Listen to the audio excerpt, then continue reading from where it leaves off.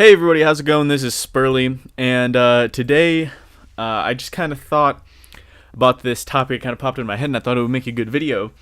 But I've been not okay. A little bit of background.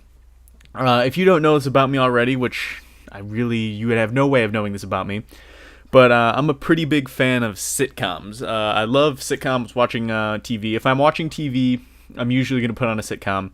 And due to Netflix and binge watching DVRs and other things like that, I've really come to love a few. And I usually watch one sitcom, and I usually just kind of put my blinders on and I watch it and I binge watch it and I watch as much as I can until I get sick of it, or till the series ends or something like that. And I just watch as much of it as I can, and then eventually I'll get sick of it or it'll end or something like that, and I'll no longer be watching it.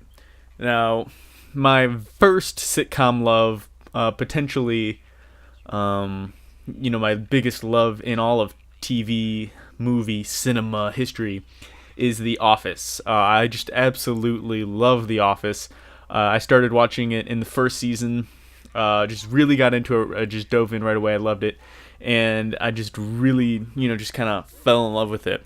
And so, there's just something about the way those characters are. And, I know that those characters are characters. I know Jim Halpert isn't a real person. Jim Halpert is a character played by John Krasinski. But to me, there are two real people. To me, Jim Halpert is real, and to me, John Krasinski is real. And I know Jim Halpert isn't actually real, but he's real in the sense that, he has, a story to me, and I have a relationship with him, so to say. It's very one-sided. It's like the relationships that people form with their favorite commentator on YouTube. Now, to give you a good example of really what I'm trying to say here is most people, or if you're a Woody's Gamertag fan, you definitely have this relationship with Woody. You know so much about him, so many details, so much personal information. He doesn't know any of this about you, but you know all of it about him. He doesn't even know you exist, but you know all these personal, intimate details about him. And he is nothing about this on you. He kind of has a character or show that's Woody's Gamertag that he puts on every time he sits down to do PKA, or he records a commentary or something like that.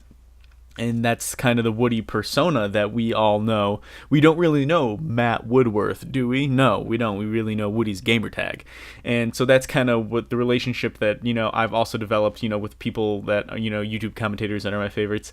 And, Jim Halpert, Michael Scott, Pamela Halpert, Pamela Beasley, and things like that. But now recently, I'm really loving another sitcom it's giving The Office a run for its money in terms of its rankings in my personal preferences, and that's Modern Family. I really love Modern Family.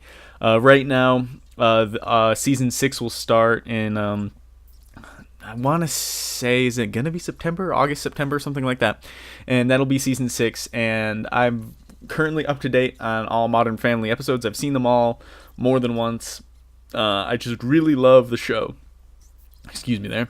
And I was watching these interviews between Eric Stonestreet, who plays Cam, and Jesse Tyler Ferguson, who plays Mitchell, and they kind of talk about people that have where's Lily? So, and when they are seen out together, they usually get not confused, but people are they talk about people have this disassociative property with them, where they will, assume that, they're a real couple, or that, their characters are their real personalities, and their personalities, are the people that are, the characters.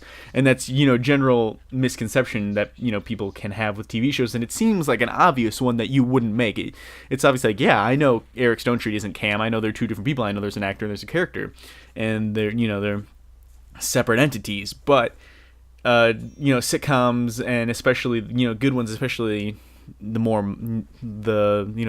they are, I know what I'm trying to say. Just the more prevalent they become, the better that they are. Every sitcom that comes out is generally better than the shitty sitcom before it, and so they're getting to this point where it is kind of difficult to disassociate the two. and it's just you used to fall in love with the character and the actor because you know he's an actor playing the character and that he's kind of a figment of the actor. But now it's kind of like everybody sees these characters as the people, and it's just like it's the kind of also the style that is this, mockumentary, mock reality TV show sitcom style that really is intriguing to, most people. So those are my two favorite sitcoms of all time. The Office and Modern Family. I just really love the two so much, and I think if you guys haven't watched these classics, you definitely need to sit down on Project Free TV or Netflix, whichever when you want to get on, and you start watching some of these TV shows. I highly recommend it. Thank you guys for watching, and I'll see you later.